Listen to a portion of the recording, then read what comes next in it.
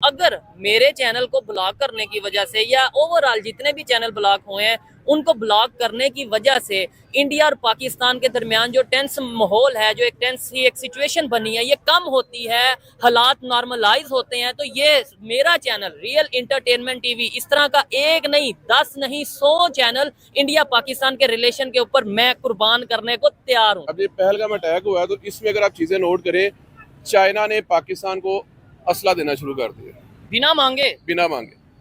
America ने China को देना शुरू कर दिया, इंडिया को सॉरी। अब रिलैक्स होकर सोचो, जंग अमेरिका की और चाइना की है, टैरिफ वॉर के बाद ये जंग हो रही है। अब इन दोनों ने अपने अपने पहलवान खड़े किए, यार ये मेरा लेट्स फाइट। होगा क्या? दोनों मुल्कों का नुकसान हो जाएगा। अगर इंडिया को इस टाइम जंग जो है ना बिल्कुल रास नहीं आती, क्योंकि इंडिया तरक्की कर रहा है।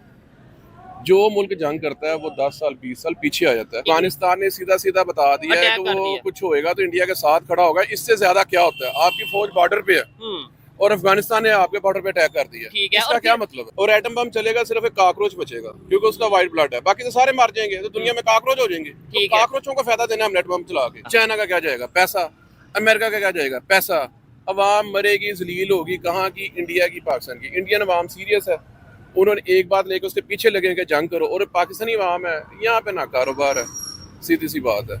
गंदम है, अब जरी मुल्क है, गंदम का रेट कोई नहीं है, वो क्या लफ्ज कहते हैं, फ्रस्ट्रेटेड है अवाम यहाँ पे। ये अवाम मीम्स बना रही है और हमारी अवाम सोच रही है कि जंग हो क्यों नहीं रही। इसको ये भी नहीं पता कि जंग होएगी तो उसका असर क्या होता है, कितना नुकसान होगा। ठीक है, ये मीम्स बना रही है कि जी इतनी गर्मी में कोई शादी नहीं रखता, इंडिया ने जंग रख ली। और यार तुम्हारा दिमाग ठीक है? जी तो दोस्तों, मैं हूं सोहेब चौधरी और आप देख रहे हैं मेरा और आपका YouTube channel real entertainment TV. आज हमारे साथ मौजूद हैं मीर अली ढिल्लू भाई, जिससे हम बात करेंगे पहलगाम इंसिडेंट के ऊपर, और इसके अलावा इंडिया और अफगानिस्तान के जो आपस में मीटिंग्स चल रही हैं, फ्रांस की और इंडिया के साथ जो डील चल रही है, उन चीजों के ऊपर बात करेंगे। लेकिन इस टाइम पाकिस्तान हो या इंडिया हो, सोशल मीडिया हो या मेन स्ट्रीम मीडिया हो, एक खबर बहुत ज्यादा ट्रेंड कर रही है। और मुझे भी बहुत से लोगों ने इंस्टाग्राम, बहुत से लोगों ने व्हाट्सएप पे, बहुत से लोगों ने जो मेरी वीडियोस हैं उसके नीचे कमेंट बॉक्स में बोला कि इंडिया ने पाकिस्तान के तकरीबन 25 से 30 यूट्यूब चैनल हैं, मेन स्ट्रीम मीडिया के यूट्यूब चैनल हैं, वो ब्लॉक कर दिए हैं। उसमें आपका भी नाम होगा या आने वाले टाइम में आपका चैनल भी ब्लॉक कर दिया जाएगा। तो मैंने सोचा कि क्यों ना इसके ऊपर प्रॉपर एक वीडियो बनाई जाए, बताया जाए अपनी ऑडियंस को, जिन्होंने हमेशा मुझे सपोर्ट किया, मुझे देखा, मुझे 0 से 2 मिलियन की हम फैमिली बने, उनके साथ कुछ चीज़ें डिस्कस की जाएं इस चैनल के हवाले से। तो ये भी बताऊंगा कि किन किन चैनल्स को ब्लॉक किया गया है इंडियन गवर्नमेंट की तरफ से, उसकी रीज़न क्या है ये भी बताऊंगा। और साथ ही साथ ये भी बताऊंगा कि अगर मेरे चैनल को ब्लॉक किया जाता है तो मेरा उसके ऊपर क्या रिएक्शन होगा। सबसे पहले तो 3 साल हो गए हैं हमें ये रियल इंटरटेनमेंट टीवी जो चैनल है, यूट्यूब चैनल है हमारा, उसके ऊपर वर्क करते हुए, और हमेशा कोशिश ये रही है कि अनबायस्ड ओपिनियन, जो लोगों की ओपिनियन है, जो सच है, वो सामने लाया जाए। लेकिन जाहिर बात है हमने ऐसे ऐसे टॉपिक कवर किए जो शायद हमसे पहले सोशल मीडिया पे या यूट्यूब पे किसी ने सच कवर नहीं किए थे। इवन पाकिस्तान में किसी की हिम्मत नहीं थी कि उन टॉपिक्स को डिस्कस भी किया जाए। जब आप सेंसिटिव टॉपिक डिस्कस करते हैं, मेरा काम है रोड पे आके लोगों की जो ओपिनियन है, पब्लिक की ओपिनियन है, वो आप तक पहुंचाना। अब ये मीर अली ढिल्लू भाई हैं, इनकी लेट्स सपोज किसी भी कंट्री को लेके एक पॉजिटिव ओपिनियन हो, इंडिया को लेके पॉजिटिव ओपिनियन हो, आबिद अली भाइयों ने उनकी भी इंडिया को लेके पॉजिटिव ओपिनियन हो। लेकिन इसी तरीके से बहुत से लोग हैं जिनको इंडिया को लेके नेगेटिव ओपिनियन है। एक अनबायस्ड सोशल मीडिया एक्टिविस्ट, एक अनबायस्ड जर्नलिस्ट और अनबायस्ड यूट्यूबर का ये काम है कि भाई दोनों साइड की ओपिनियन पब्लिक तक या अपनी ऑडियंस तक पहुंचाई जाए, जो कि मैंने भी 3 साल कोशिश की, जितना मुझसे पॉसिबल हुआ कोशिश की। और शायद यही वजह है कि आपने हमेशा मुश्किल टाइम पे मुझे सपोर्ट किया। मुश्किल से मुश्किल वक्त आया, लेकिन मुझे बड़ा कॉन्फिडेंस रहा कि यार मेरी ऑडियंस मेरे साथ है। और 3 साल में कभी ऐसा फील नहीं हुआ कि ऑडियंस ने मुझे कहीं पे मेरा साथ छोड़ा है। और सबसे बड़ी बात यह कि एजुकेटेड ऑडियंस है। लेकिन होता क्या है, जब खासतौर पे इंडिया और पाकिस्तान के दरमियान इस टाइम एक बहुत ही टेंस माहौल है, बड़ी कशीदगी चल रही है, इस दौरान जाहिर बात है इंडिया की गवर्नमेंट ने ये जो स्टेप लिया है कि 25 कुछ लोग 27 चैनल कह रहे हैं, कुछ 15 चैनल कह रहे हैं यूट्यूब चैनल ब्लॉक कर दिए और कुछ आने वाले टाइम में ब्लॉक होंगे। तो कुछ सेंसिटिव इश्यूज होते हैं जिन्हें देखकर अगर उन्होंने ये यूट्यूब चैनल्स ब्लॉक किए हैं, इवन मेरा भी चैनल अगर ब्लॉक करती है, इंडियन गवर्नमेंट करती है या किसी भी कंट्री की गवर्नमेंट करती है, तो उन्होंने अपने सिक्योरिटी, नेशनल सिक्योरिटी को देखना है, उन्होंने अपने जो बहुत से सेंसिटिव इश्यूज हैं उन्हें देखकर ये स्टेप लेना है या लिया है। तो मुझे इस पे कोई इशू नहीं है। मैं समझता हूँ कि उन्होंने अपने कंट्री को पहले देखना है कि हमारे या किसी के यूट्यूब चैनल को पहले देखना है। और इसके अलावा आपको एक और बात में ऐड करता चलूं, सबसे पहले तो यार जो मैं एक शुरू से तरीका होता है इस बार थोड़ा सा शुरुआत अलग होगी। अस्सलाम वालेकुम, नमस्ते और सत श्री अकाल जी सारी ऑडियंस भाइयों को। अच्छा, आपने कहा कि चैनल बंद हो रहे हैं इस तरह, ठीक है जी। इसमें यह है कि आपने कभी जाके YouTube पे चेक किया है, जैसा आपका चैनल है, आप तो एक न्यूट्रल रिपोर्टिंग करते हो, आपके चैनल की कॉपी मैं कह सकता हूँ और कितने चैनल्स हैं जो सिर्फ और सिर्फ व्यूज लेने के लिए क्या क्या गंद उछालते रहते हैं। ठीक है। अब इस टेंस माहौल में जो ऐसे यूट्यूबर हैं जिनको चाहिए सिर्फ और सिर्फ व्यूअरशिप और कमेंट्स चाहिए, दैट्स इट, वो उल्टी सीधी बात करेंगे टेंस माहौल में किसी मुल्क के लिए, तो वो उस मुल्क के लिए खतरा होगा। ठीक है। दैट्स व्हाई गंदम के साथ जौ भी पीसे जाते हैं। ठीक है। मेरी नजर में आप जौ हैं। अच्छा। आप कुछ नहीं कर सकते। जो गंदे अंडे हैं ना, उनके साथ साफ अंडे भी बाहर फेंके जाते हैं। चले हम ये हो रहा है आपके मतलब मेरे साथ। ख्याल से किसी को पॉइंट आउट करना तो बेहतर नहीं है। actually अच्छा, ये इंडियन YouTube आपके गवर्नमेंट ने ये सामने किया तो आप इस पे क्या, आपकी क्या राय है? मतलब ठीक किया? मेरी राय ये है कि जो माहौल है इस माहौल में ठीक है, वो शायद आपका चैनल नहीं करें। अच्छा, ये भी मेरी राय भी दें तो कोई इशू नहीं। आपको बताता हूँ। अच्छा। मेरे दोस्त हैं, वो मुझे बताते हैं कि यार हम लोग ना इंडियन चैनल पे खबरें देखते हैं। अच्छा। और वो जो जिनको तुम इंटरव्यू देते हो ना, हाँ, उनके चैनल की जो कटिंग है इंडिया के मेन स्ट्रीम चैनल पे चलती है। इट मींस कि आप न्यूट्रल रिपोर्टिंग करते हो तो इंडिया के मेन स्ट्रीम चैनल पे चलती है ना। और जो बाकी चैनल्स हैं उनका फन बनाया जाता है। ठीक है। मुझे पता है, मैं भी देखता रहता हूँ। वो क्या है कि वो सिर्फ और सिर्फ व्यूज लेने के लिए आप कह सकते हो कि सच नहीं दिखाते, सिर्फ व्यूज देंगे, प्लांट दिखाते हैं। और उनको अगर देखें ना, नजर आता है उन्होंने सामने पपिट खड़ा किया होता है और 3-4 बंदे साथ में पपिट खड़े किए होते हैं और वो उनसे बात करते हैं। और जहां तक मैं आपकी बात करूं, लास्ट वीडियो क्रिकेट में यहाँ पे बन रही थी। जी, ठीक है। कितना रश लगा, कितना रश हो गया था और रश के अंदर बाकी पब्लिक आ गई थी। एक्चुअली बात मेरे से हो रही थी, जब बाकी पब्लिक हो गई थी तो मैं पीछे हो गया था। ठीक है। आप न्यूट्रल करते हो, ठीक है। अगर आप प्लान करते तो बाकी पब्लिक आगे ना आती, मैं ही आगे रहता। ये चीज है। अच्छा, इधर 2-3 चीजें मैं अमीर अली भाई आपको भी मौका दूंगा। 2-3 चीजें मैं चाह रहा हूँ कि स्टार्ट में क्लियर कर लें, क्योंकि ये वीडियो बड़ी इंटरेस्टिंग होने वाली है।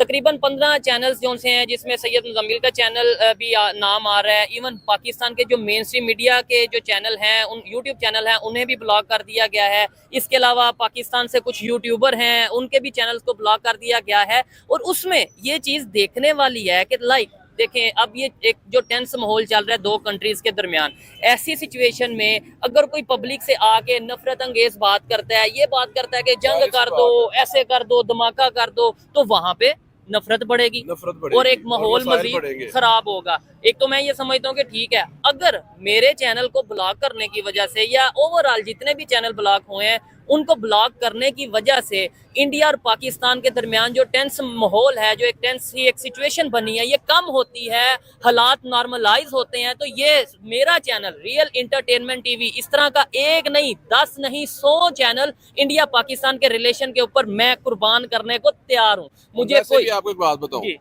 जितने जुनून से आप ये करते हो ना, पैशन है मेरा, आपका पैशन है ना, मैं आपको जानता हूँ। अगर इतने जुनून से आप अपने कंस्ट्रक्शन के बिजनेस को टाइम दो ना, इससे आप 50 गुना ज्यादा अर्निंग करोगे। और अगर ये मैं कहता हूँ आपका चैनल बंद होता है ना, तो आपकी फैमिली का फायदा होगा, क्योंकि फिर आप अपने उस जो बिजनेस है उसको टाइम दोगे। वो आपने दूसरों के हैंडओवर किया हुआ, आप जाते काम हो और आप इसको लेकर फिरते रहते हो। ऐसे ही है, क्योंकि ये भी गुजरांवाला से है, मैं भी गुजरांवाला से, जानते सारी ऑडियंस को कि इनका कंस्ट्रक्शन का बड़ा अच्छा बिजनेस है, लेकिन ये उधर पे टाइम ही नहीं देते। ठीक हो गया, खुद ये कैमरा पकड़ के सड़कों पे घूमते रहते हैं। नहीं, ये जुनून है। पहले पैशन को टाइम दिया और मेरा एक थीम था ना, एक सोच थी। मतलब ये बहुत से लोग जानते हैं कि यार मैं चाहता था पीस को प्रमोट किया जाए, जिसमें मेरे साथ बहुत से लोग जुड़े, पाकिस्तान से, इंडिया से, जैसे पाकिस्तान से आबिद अली भाई मेरे साथ जुड़े, ये मीर अली डिल्लू भाई जैसे लोग जुड़े, इधर इंडिया से बहुत से ऐसे लोग जुड़े और बड़ा एक इन्वायरमेंट बन गया। लोग इस चीज की तरफ आने लग पड़े थे कि हाँ यार, जंग किसी मसले का हल नहीं है, पीस को प्रमोट किया जाए। आपकी कोशिश बहुत अच्छी है, आप खुद एजुकेटेड और आपकी ऑडियंस एजुकेटेड है, ये सबसे बड़ा मेरा प्लस पॉइंट है। और मुसीबत ये है कि आपने यहाँ देखा जज्बा फैक्टर, यहाँ पे हमारी पाकिस्तानी अवाम में जज्बा बहुत है। हमारी अवाम की एक सोच है, वो मैंने कमेंट्स में पढ़ा था, इंडियन भाई ने कमेंट किया था, पजामा फटे तो फटे लेकिन अकड़ नहीं कटे। ठीक है, ये हमारी अवाम है। हमारी अवाम सोचती नहीं है, कि यार जंग होगी या ये मसले होंगे तो कितना उसके नुकसान? कॉन्सिक्वेंस क्या होगा, उसका असर क्या होगा। इन्होंने नहीं सोचना, सिर्फ जज्बा। और यार सिर्फ जज्बे से क्या होता है? अच्छा ये हम इंडिया पाकिस्तान है, ठीक है। इसराइल और फलस्तीन में आपका जज्बा तेल लेने क्या हुआ? हाँ, ये भी एक सोचने वाली बात है कि एक उधर तो छोटी सी कब से बात है, मामला चल वहां पे रहे आपका जज्बा किधर गया? हैं। तो ये बस एक ब्रेन वॉशिंग अजीब सी खाली जेन वाली अवाम है, ठीक है। सोचते ही नहीं है। अच्छा, चले टॉपिक की तरफ बढ़ते हैं, लेकिन टॉपिक की तरफ जाने से पहले एक चीज क्लियर कर दूं कि मुझे नहीं पता कि ये वीडियो अपलोड करने तक या इसके बाद ये कब हमारे चैनल को भी शायद ब्लॉक कर दिया जाए। तो आपसे इन टच रहने के लिए एक दूसरा चैनल है चौधरी ब्रदर्स के नाम से, आप उसको जाके जरूर विजिट कर लें। उस पे शायद हम इस तरीके से डेली बेस पे कंटेंट ना अपलोड करें, लेकिन यह है कि सिर्फ मकसद यह है कि आपके साथ राब्ता रहे, इन टच रहें, आपको बताते रहें कि हमारी लाइफ में क्या चल रहा है और आपके साथ राब्ता रहे। आप एक दफा विजिट जरूर करिएगा। अब आते हैं हम टॉपिक की तरफ। जी मीर अली भाई, मुझे सबसे पहले तो ये बताएं, पहलगाम का जो इंसिडेंट हुआ है इसके ऊपर आपकी क्या सोच है? और ऐसा ये जो अब सिचुएशन बन गई है, कहा जा रहा है जंग का माहौल, यहाँ से भी अटैक हो जाएगा, वहां से भी अटैक हो जाएगा, यहाँ से बड़ी बड़ी स्टेटमेंट, वहां से स्टेटमेंट, क्या कहना चाहेंगे? पहले तो जो आपका चौधरी ब्रदर्स चैनल है ना, उसका लिंक आपने साथ शेयर कर देना। ठीक है, हाँ वो मैं डिस्क्रिप्शन में डाल दूंगा, उसे पिन भी कर दूंगा। नंबर 2, सबसे पहले जो लोग वहाँ पे शहीद हुए हैं, जो फोत हुए हैं, उनके घर वालों के साथ मेरा अफसोस है, मेरी ताज़ियत है। नहीं होना चाहिए था। इंसानियत फर्स्ट है, इंसान है, धर्म, मजहब, उसके बाद आपका नेशनलिटी, ये सब चीजें बाद में आती हैं। ठीक है। वो जो लोग फोत हुए हैं फैमिली वाले थे, उनकी फैमिली पे क्या गुजरी होगी आप जरा सोच के देखें। मुझे उस चीज का बहुत अफसोस है, ये नहीं होना चाहिए था। नंबर 1। नंबर 2, आप इस सारे सीन को ना अभी का छोड़ें, आज से 20 दिन पीछे चले जाएं। ठीक है। तब इंटरनेशनल न्यूज देखें क्या है, क्या है आपको समझ क्या है। अमेरिका एंड चाइना, उनका आपस में क्लैश चल रहा था, टैरिफ वार, टैरिफ वार, वो उस पे टैरिफ लगा रहा है, वो उस पे लगा रहा है, वो उस पे लगा रहा है, वो उस पे लगा रहा है, वो चाइना साथ साथ। जिंदगी में फर्स्ट टाइम चाइना ने इतनी जुर्रत का मुजाहरा किया है कि वो अमेरिका के सामने स्ट्रेट फॉरवर्ड खड़ा हो गया। अच्छा। चाइना एक कारोबारी मुल्क है, वो जंगे नहीं लड़ता, ठीक है जी, वो जंगे नहीं लड़ता, बिजनेस करता है, बिजनेस में आगे जाता है और बहुत आगे चला गया। उसने उस पर टैरिफ लगाए हैं और उसके बाद इसमें टैरिफ वार में नुकसान अमेरिका का हो रहा है, क्योंकि 5 बिलियन का सामान चाइना से अमेरिका जाता है और 1.5 बिलियन का अमेरिका से चाइना आता है। जब टैरिफ ज्यादा लग गया तो अमेरिका को नुकसान हो गया। ठीक है। अब अमेरिका हाँ। चाइना अमेरिका को डिच भी कर रहा है। कैसे कर रहा है? खाली कंटेनर भेज दिए उसने वहां पे। ठीक है। उसके बाद बड़े बड़े जो अमेरिकन ब्रांड्स हैं उनको उसने बेनकाब कर दिया कि यार ये हम बनाते हैं, हम देते हैं 1400 का बैग, वो आपको देते हैं 3800 का। उसके बाद उसने अमेरिकन के लिए वीजा पॉलिसी निकाली है कि आप विदाउट वीजा चाइना आए, एयरपोर्ट में कोई वीजा मिलेगा ऑलमोस्ट 11 दिन का। आप यहाँ पे रहें, खाएं पिए, एंजॉय करें और शॉपिंग भी करें। जो शॉपिंग आप अमेरिका में 40 लाख की करते हैं, आप चाइना आके शॉपिंग करें, सैर सपाटा करें, खाएं पिए, वो आपकी होगी 10 लाख में। अच्छा। आप वहां से शॉपिंग नहीं करें। ये चीजें क्या शो करती हैं? चाइना अमेरिका के सामने खड़ा हो रहा है। अब ये इस दोनों के लड़ाई के अंदर अगला सीन क्या हुआ है कि ये जो भी अटैक हो गया, पहलगाम अटैक हो गया। अब ये पहलगाम अटैक हुआ है तो इसमें अगर आप चीजें नोट करें, चाइना ने पाकिस्तान को असला देना शुरू कर दिया बिना मांगे। अमेरिका ने चाइना को देना शुरू कर दिया, इंडिया को सॉरी। अब रिलैक्स होकर सोचो, जंग अमेरिका की और चाइना की, टैरिफ वार के बाद ये जंग हो रही है। अब इन दोनों ने अपने अपने पहलवान खड़े किए, यार ये मेरा लेट्स फाइट। होगा क्या? दोनों मुल्कों का नुकसान हो जाएगा। अगर इंडिया को इस टाइम जंग जो है ना बिल्कुल रास नहीं आती, क्योंकि इंडिया तरक्की कर रहा है। जो मुल्क जंग करता है वो 10 साल 20 साल पीछे आ जाता है। इंडिया चाइना के पीछे है। अगर इंडिया तरक्की करना चाहता है और चाइना को क्रॉस करना चाहता है, जो कि जिस स्पीड से ऊपर जा रहा है, 5वीं बड़ी इकोनॉमी बन गया वो, अगर वो जंग करता है तो पीछे आ जाएगा। चाइना चाहेगा जंग हो, और अमेरिका इस टाइम जो अमेरिका की सूरत हाल है वो पूरी दुनिया के साथ जो है ना नाराज हुआ है। वो तो चाहेगा ही चाहेगा इंडिया चाइना को नीचे दिखाने के लिए। ठीक है, इंडिया का ज्यादा नुकसान हो जाएगा। इधर एक बात ये कहना चाहूंगा, आपको लगता है कि इंडिया की गवर्नमेंट ये चीजों को नहीं समझ रही होगी और ये सब चीजों के ऊपर वो कुछ अमल नहीं करेगी? और सेकेंडली, पब्लिक का, इंडियन खासतौर पे जो ऑडियंस है, जो पब्लिक का इतना गुस्सा है, तो वो गुस्सा कैसे कम होगा? एक मिसाल है। एक्चुअल में होता ऐसे है कि ये इंसान की नफ्सियात पे होता है। कुछ इंसान होते हैं ठंडे मिजाज के, कुछ होते हैं गर्म मिजाज के। इसकी मिसाल मुझे ऐसे देनी आती है, हमारे शेखुपुरा के मुनव्वर मांझा सियासतदान, उनका इलेक्शन डे था, इलेक्शन वाले दिन उनका भतीजा कत्ल हो गया। उनकी सारी फैमिली जो है ना इलेक्शन को छोड़ के उस बच्चे को लेके बैठ गई। तो उसने कहा यार इसको एक दिन में कुछ नहीं होता, इसको घर में रख दो, उस पर चद्दर डालो, इलेक्शन लड़ो। उसने ठंडे दिमाग से इलेक्शन लड़ा, इलेक्शन लड़ने के बाद MNA बन गया और उसके बाद उसने पॉइंट आउट किया कि इसको किसने मारा, जिसने मारा उसने उनके 5 मार दिए। तब से बात चलती है जीवे मनव्वर मंज देंदा एक ते लैंदा पंज। अब ये होगी एक बात, और अब दूसरी बात होगी जुनूनियत की। ये आप इंडिया से मतलब कर रहे हैं, समझाना चाह रहा हूँ ना। अब ठीक है। दूसरी बात होगी जुनूनियत की। जुनूनियत की बात वो भी यहाँ हमारे दुल्ले में एक बंदा घर गया, उसने कहा यार तुम यहाँ बैठे हुए हो, फलाने ने तुम्हारे भाई का सर फाड़ दिया। उसने इसकी तहकीक नहीं की, वो उनके घर चला गया। जब उनके घर गया तो उनको किसी ने कहा यार वो गन्स लेके तुमसे लड़ने आ रहे हैं। गली में शूटिंग हो गई, फायरिंग हो गई, 3 बंदे कत्ल हो गए। दोनों फैमिली जेल चली गई और 8 साल बाद पता चला कि यार वो मारा किसी और ने था।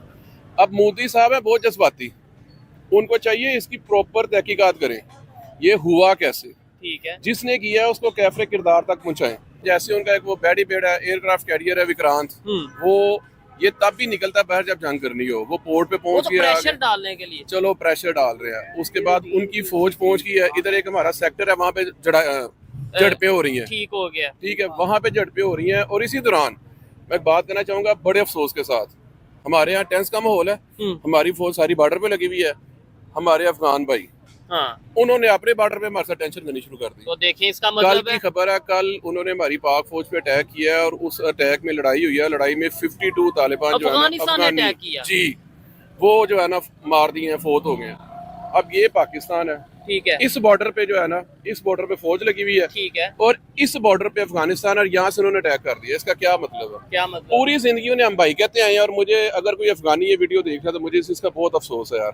आप पता नहीं कितने साल हमारे पास रहे हो यहाँ पे और मुस्लिम भाई हो, आपको इस टाइम पे हमारी कमर में छुरा नहीं घोंपना चाहिए था। आपको ये लड़ाई खत्म करने के लिए फ्रंट पे आना चाहिए था, ना कि हमें और टेंशन देने के लिए। हमारी फौज यहाँ पे है, आपने यहाँ से अटैक कर दिया। इसका मतलब ये है कि इस टाइम इंडिया के साथ भी मामला हमारे सबके सामने है, मतलब जरा टेंस का माहौल है, और अफगानिस्तान के साथ भी हमारे फिर मामला ठीक है। अफगानिस्तान ने सीधा सीधा बता दिया है कि वो कुछ होएगा तो इंडिया के साथ खड़ा होगा। इससे ज्यादा क्या होता है? आपकी फौज बॉर्डर पे है और अफगानिस्तान ने आपके बॉर्डर पे अटैक कर दिया, ठीक है। इसका क्या मतलब है? अच्छा, ये तो मैसेज है पूरी दुनिया को कि भाई हम इंडिया के साथ खड़े हैं। इवन इंडिया के जो डिप्लोमेट्स हैं, मैं फुटेजेस देख रहा था, वो भी अफगानिस्तान के विजिट पे गए हैं, तालिबान के साथ मीटिंग हुई है और तालिबान ने अफसोस का इजहार किया है पहलगाम के वाकये पे। इंडिया को भी डिस्कस किया, अफगानिस्तान को भी डिस्कस किया। बात करते हैं ईरान और चाइना की। ईरान कहाँ पे खड़ा है? क्या ईरान ने कोई स्टैंड लिया है कि भाई हाँ हम पाकिस्तान के साथ हैं? ये चाइना ने कोई ओपनली कोई स्टेटमेंट दी हो कि जी हम अगर, चाइना बिजनेसमैन है, वो ओपनली नहीं कहता, अच्छा, अंदर खाते करता है। और चाइना अंदर खाते लड़ना चाह रहा है अमेरिका से। अमेरिका को पहले उसने अपनी ट्रेड की पावर दिखाई है, ठीक है, अब वो अमेरिका को अपने असले की पावर दिखाना चाह रहा है। मरेगा तो इंडिया और पाकिस्तान। अच्छा, चाइना का क्या जाएगा? पैसा। अमेरिका का क्या जाएगा? पैसा। अवाम मरेगी, जलील होगी, कहाँ की? इंडिया की, पाकिस्तान की। इंडियन अवाम सीरियस है, उन्होंने एक बात लेके उसके पीछे लगे कि जंग करो। और पाकिस्तानी अवाम है, यहाँ पे ना कारोबार है, सीधी सी बात है। गंदम है, अब जरी मुल्क है, गंदम का रेट कोई नहीं है। वो क्या लफ्ज कहते हैं इंग्लिश, फ्रस्ट्रेटेड है अवाम यहाँ पे, ठीक है। ये अवाम मीम्स बना रही है और हमारी अवाम सोच रही है कि जंग हो क्यों नहीं रही। इसको ये भी नहीं पता कि जंग होएगी तो उसका असर क्या होता है, कितना नुकसान होगा। ठीक है। ये मीम्स बना रही हैं कि जी इतनी गर्मी में कोई शादी नहीं रखता, इंडिया ने जंग रख ली। और यार तुम्हारा दिमाग ठीक है? अगर तुम्हारा हमसाया, लेट्स सपोज वो तुम्हारा हमसाया है, उसके साथ तुम्हारी क्लैश है, तुम्हारा दुश्मन है, लेकिन उससे बैठ के बात तो करो। हाँ, अच्छा, बजाय इसके कि तुम उसको इश्तियाल दिला रहे हो। लड़ाई मसले का हल नहीं होती। उसमें ये है कि एक बड़ा हमारे जो पॉलिटिशियन है वो भी बड़ा अग्रेसिव रिस्पांस कर रहे हैं। वो ये अभी हनीफ अब्बासी ने स्टेटमेंट दी है, आपने शायद सुनी हो।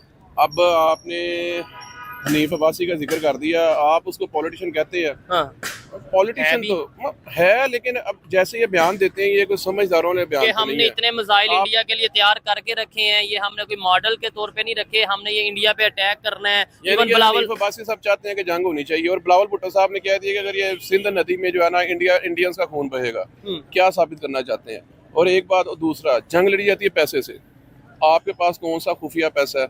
अब तो हर चीज नेट पे आ जाती है। आप अपना जीडीपी देख लो, इंडिया का जीडीपी देख लो, आपके पास इतना पेट्रोल है, इतना पैसा है लड़ने के लिए। लेट्स सपोज एयरक्राफ्ट की जंग नहीं होती, इंडिया के सारे बॉर्डर पे आपकी टैंक्स की, तोपों की जंग हो जाती है और गोलियों की जंग हो जाती है। अब कितनी देर जंग लड़ लोगे? टैंक्स आपके पेट्रोल से चलते हैं, कितनी देर आपके पेट्रोल चलते हैं? हमारे मीडिया पे ये बात चल रही है कि एट द एंड फिर एटम बम तो है ना। यार एटम बम, ये क्या बात करते हैं? एटम बम, एटम बम चला के खुद बच जाएंगे। आपके पास कोई उसकी वैक्सीन है कि आपको कुछ नहीं कहेगा? ये तो कोई बात नहीं। अच्छा, मरन तो पहला मैं आप ही मार जाऊंगा, तीनों भी ले जाऊंगा। उस लड़ाई का क्या फायदा? तुमने ही जिंदा नहीं रहना। और अगर लेट्स सपोज आप एटम बम चलाते हो तो आप पूरी दुनिया का बेड़ा गर्क करते हो।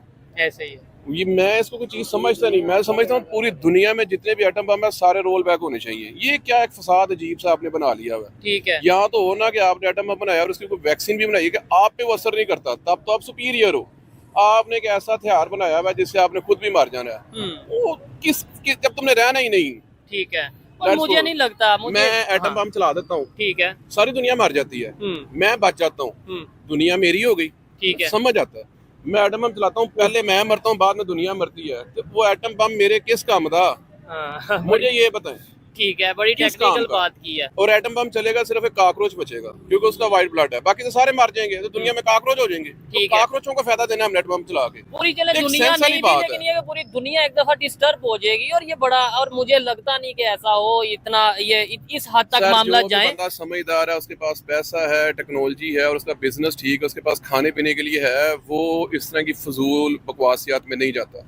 वो कहता है बैठो और बैठ के मसले का हल करो। ठीक है। जिसके पास ना खाने को है ना पहनने को, कहता है यार ठीक है लड़ो, मार जाएंगे तो जान छूट आपको क्या लगता है रिटेलिएट नहीं होगा इंडिया की तरफ से, या कोई इस तरह का एक्शन नहीं होगा क्योंकि उनकी आवाम में जितना गुस्सा है, या कोई ना कोई एक्शन करेंगे, कोई रिटेलिएट करेंगे कुछ टाइम तक? ये जैसे पहले नहीं था अटैक हुआ अभिनंदन वाला, जी जी, उस कैटेगरी का होगा। अगर कुछ एयर स्ट्राइक होगी, एयर स्ट्राइक होगी उस तरह की। आप देखो वो कामयाब होते हैं नहीं, क्योंकि ये भी तैयार है। और सबसे बड़ी बात ये, इस दफा इनको फुल सपोर्ट है चाइना की तरफ से। ठीक है।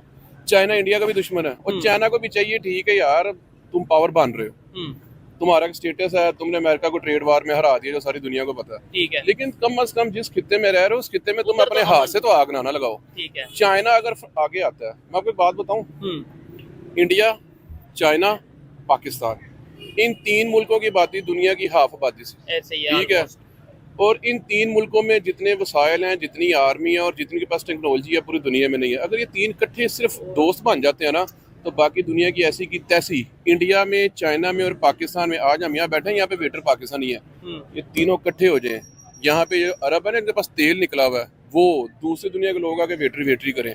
इंडिया में जो ठेले लगाते हैं ना, वो दूसरी दुनिया के हैं। अगर ये तीन मुल्क इकट्ठे हो जाए, यानी अंग्रेज आके इधर ठेले लगाएं, जाहिर बात है। जब ये तीन आप इंडिया को, चाइना को और पाकिस्तान को इकट्ठा करें जरा, और अपने ज़हन से सोचे कितनी बड़ी आर्मी बनती है, कितनी बड़ी इकोनॉमी बनती है, इस्लामिक पावर होते हैं, और हर चीज़ है जो हमारे पास है वो इंडिया के पास है, जो इंडिया पास नहीं है, जो इंडिया के पास है वो चाइना पास नहीं है, जो चाइना के पास है हमारे पास नहीं है। अब जब हम तीनों मिल जाएंगे तो हम पूरा एक मुरक्कब बन जाएंगे। हमारे पास हथियार भी होगा, एजुकेशन भी होगी, पैसा भी होगा, मैन पावर भी होगा। हम दुनिया को अपने इशारों पे नचाएंगे अगर ये तीनों इकट्ठे हो जाएं। कौन सी ऐसी पावर्स हैं जो कहती हैं कि तीन इकट्ठे ना हो? एक घर में तीन भाई रहते हैं, ये बड़ा भाई, ये छोटा भाई, ये छोटा भाई। नहीं, इधर सॉरी मैं आपकी बात काट रहा हूँ। इधर एक चीज मैं ये कहना चाहूंगा कि ये बहुत से लोग कहते हैं, और मैं बचपन से सुनता आ रहा हूँ कि भाई अगर इंडिया पाकिस्तान इकट्ठे हो जाए, या चाइना का तो इतना नहीं जिक्र किया जाता, लेकिन इंडिया पाकिस्तान इकट्ठे हो जाए तो पूरी दुनिया के ऊपर हुकूमत कर सकते हैं, रूल कर सकते हैं। लेकिन फिर ये कौन लोग हैं जो ऐसा होने नहीं देते? और सेकेंडली ये जो मजहब की बात आ जाती है ना, उधर बहुत सी चीजें फिर जो सी हैं वो दुश्मनी या नफरत की तरफ जाती हैं। जैसे लेट्स सपोज अगर देखा जाए हिंदू है उसे मार दो, जैसे अभी पहलगाम में भी ऐसे ही हुआ। तो आपको लगता है अब हिंदू सोचेगा कि मुसलमान के साथ मैं इकट्ठा हो जाऊं? और इवन हमारी इधर से कोई भी, आप हैं या कोई लीडर है, कोई सियासतदान है, कोई जर्नल है या कोई भी, वो ये स्टेटमेंट दे दे कि हिंदू मुस्लिम दो है ही अलग लोग हैं, ये हम इकट्ठे रह नहीं सकते, या कुछ ऐसी स्टेटमेंट दे दे, तो वो हिंदू साथ कहेंगे? अगर आप हिस्ट्री स्टडी करें ना, तो हिंदू और मुस्लिम इकट्ठे रहते रहे, तब तो इन्हें मसला नहीं होता था।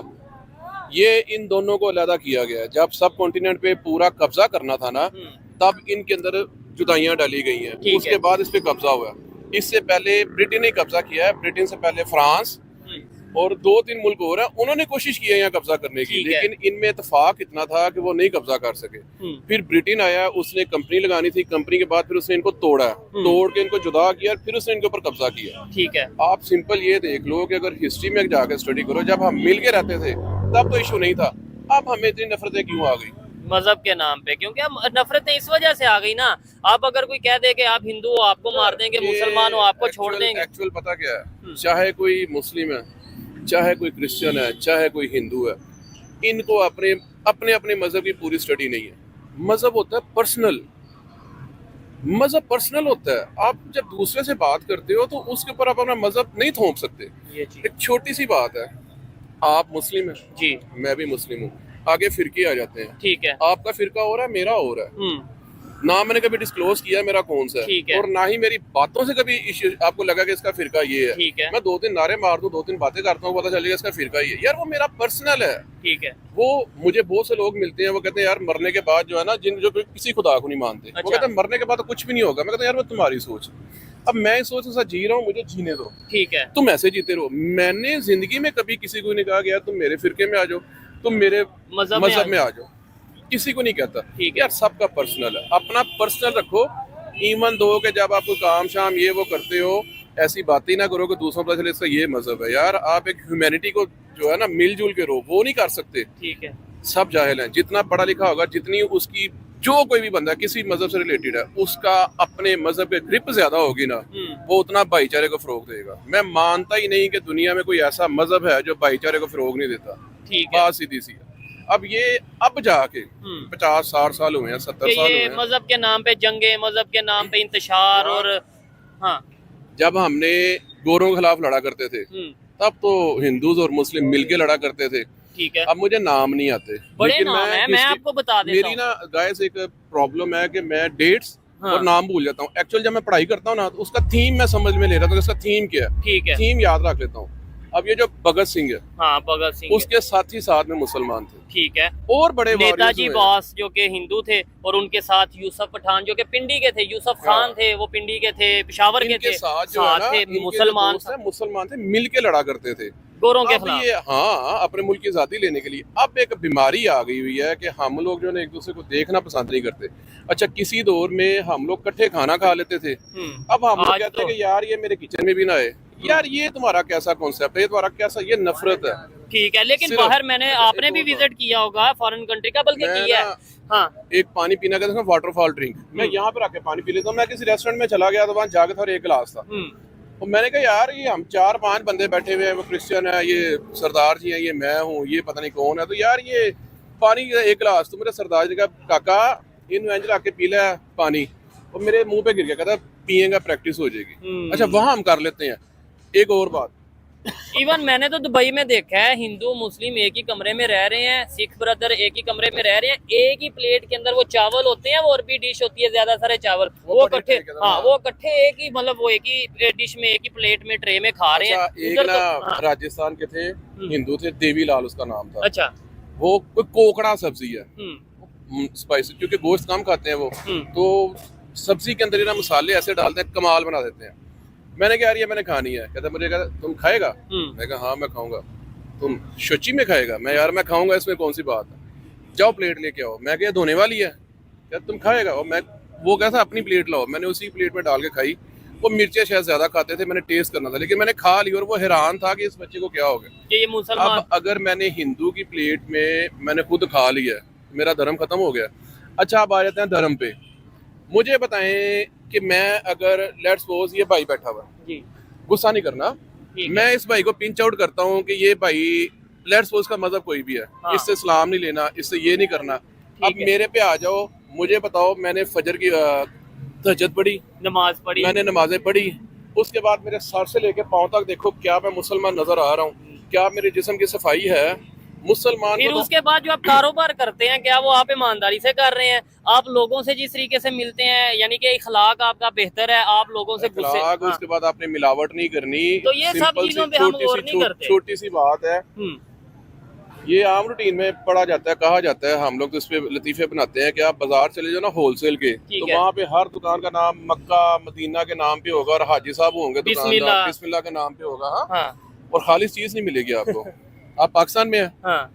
ईमानदारी से बताएं कितनी को दफा खालिस दूध पिया आपने? मेरा नहीं ख्याल कि आम पाकिस्तानी को खालिस दूध की पहचान भी अपने देहात में जब होते हैं तब तो खालिस दूध खुद ही बैंस से, मतलब वो पी लिया। शहरों में नहीं, उधर तो मुझे लगता है कि शहरों में आपका खाना सारा 2 नंबर है, ऐसा ही है, आपकी हर चीज 2 नंबर है, हाँ। इवन दो कि मुझे ऑर्डर आ गया कि फूल गोभी चाहिए, मैं फूल गोभी ढूंढने चला गया, मेरी फूल गोभी का काम नहीं, मैं पपाया का सेलर हूँ, ढूंढने चला गया तो वहाँ पे गंदा नाला नहीं सेम, इसका पानी लग रहा था। मैं कि यार ये पानी जमीन में जाता है, इसकी रूट से पानी सक करती है, ऊपर जाती है, तो ऊपर जाए गोभी तैयार और मुख्तलिफ सब्जी तैयार होती है। कहता है यार बड़ा पावर वाला पानी है। मैं कि यार ये पेशाब है और इंसानी फुजला है, और यार ये फिल्टर हो जाता है, सारी सब्जी सारे शहरों में वो खा रही है, इसलिए हमारे अंदर वो बैक्टीरिया। अच्छा जब वो पानी जाता है ना जमीन में, जमीन से चलो फिल्टर होकर ऊपर जाता है, लेकिन जो बैक्टीरिया है वो नहीं मरता।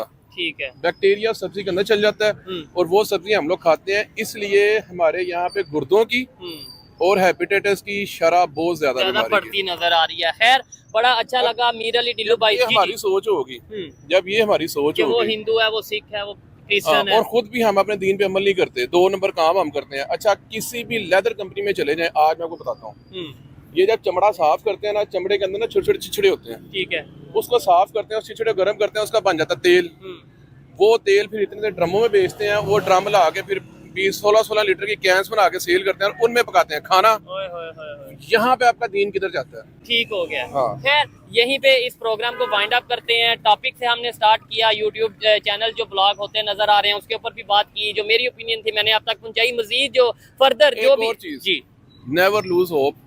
आपका जो जुनून है वो बड़ा जबरदस्त है, क्योंकि 2 दफा मैं ऑडियंस को बता दूं कि मैं बीमार होता था जी, लेकिन मैं फिर भी आता था इस बंदे का जुनून देखे। यार आज मेरी आप आवाज देख रहे हैं, आज भी मेरा गला खराब है, ठीक है, इस बंदे का जुनून है, मैं कोई बात नहीं चाहता हूँ, इसके साथ वीडियो करता हूँ। आपका जो जुनून है, आपकी ऑडियंस आपको नहीं छोड़ेगी, बिल्कुल ये मैं आपको कह रहा हूँ, ऐसे ही है। और इंशाल्लाह आपका चैनल बैन भी नहीं होगा, क्योंकि कभी भी आपने फजूल हरकतें नहीं की।